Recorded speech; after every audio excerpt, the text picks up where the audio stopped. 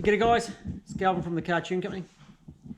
Over in New Zealand, when we're doing Lexus conversions, we've got a few main gearboxes that we use. The standard Hilux gearbox, I often call them a G box. Most of them are a G52. Some we do have are a W. We have a W57 in some of the Hilux utes, and they come out two-wheel drive and four-wheel drive. And the highest van has a G55. They're not a great box. They can be a little bit weak, so I have replaced a lot of those boxes, but I do keep a Bellhousing in stock. For people doing normal driving, not pushing them too hard, they last okay. And I'm sure there's guys going to be out there saying, I've had a W57 in my car for the last 10 years and it's never got in trouble. Yep, you have that. And I see that a lot as well. But I also see a lot of failures, because that's all I do is Lexus conversions. And a manufacturer, if you saw the failure rate of W and G series gearboxes, a manufacturer would go broke.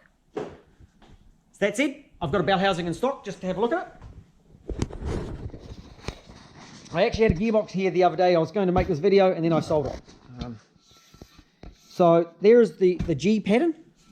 It's quite a lot smaller than the R pattern, and you'll notice the location of the dowels is different to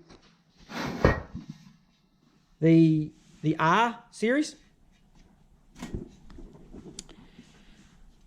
The total height is 165 millimeters from the bell flange, to the gearbox flange.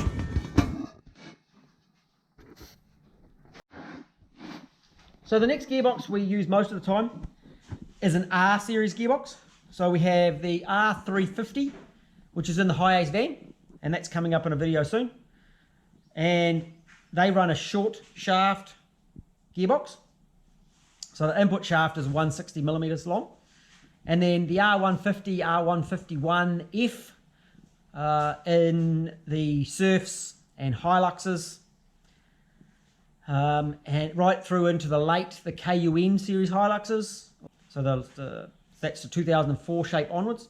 They run the R series gearboxes.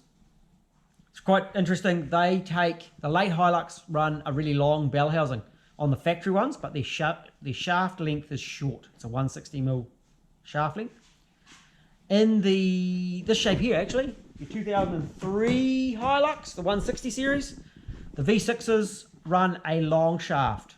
So you can get caught out. There is a R150F with a 190mm shaft. I had one just recently. I keep the Bellhousings in stock. Again, the short one is 165mm on the length from the bell flange up into where it bolts to the gearbox. These ones are designed left and right sides. And then we've got the R154 Bellhousing. And that's also for the long four-wheel drive gearbox. And that's about 195 for the distance, because the shaft length is a 190mm shaft length. When you're installing them, make sure they have dowels. So no dowels can cause issues. These ones have got slightly modified dowels in them. I don't normally run a pivot ball. I'll show you in just a moment how we do our ones. So here's the gearbox that's destined for this Hilux. We've put our internal release bearing kit in it. It's the one that we've designed ourselves, and it is designed to adjust over the life of the clutch. Where a lot of the racing ones, they're a set distance. Tesla, I'm trying to do a video, buddy. So that's our internal release bearing setup. So what I've seen a few times is when the guys fit the wrong length Bellhousing. So there's probably about 4mm there between the end of your gearbox shaft and the end of the bell flange. We'll have a look there. So that's really, really important to check. And so check that that is correct so it aligns with your spigot bearing. Just on a really quick side note as well, there happens to be an R series back pattern. It's a short bell housing. And on this side, we have an LS1 pattern. This one's actually destined to go into a LS2 going into a late model Hilux, so it's going on to an R150. So we also have those for a LS1 to a R short shaft gearbox. So that's a very quick brief of the bell housings we have available in New Zealand.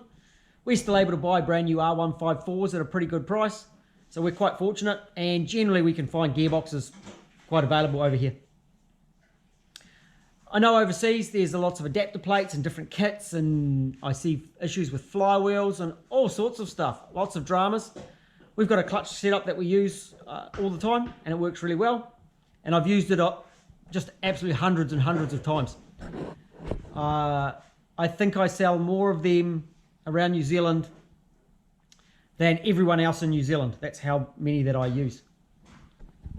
Once upon a time when I started, adapter plates were the only option we had. So I had my van, which had an adapter plate for a R350 on it, and we used to do a few for the W boxes, and they worked okay. But as times have developed, a full bell housing is faster, it's easier, and it looks more professional. And I'm going for a standard Toyota look, so they give me the look that I like. And that's all we're going to talk about today. We're not going to get into the depths of other adapter plates and other gearbox options that are available all around the world. We're going to keep it pretty simple. So I hope that was helpful, and we'll talk to you again. Catch you later.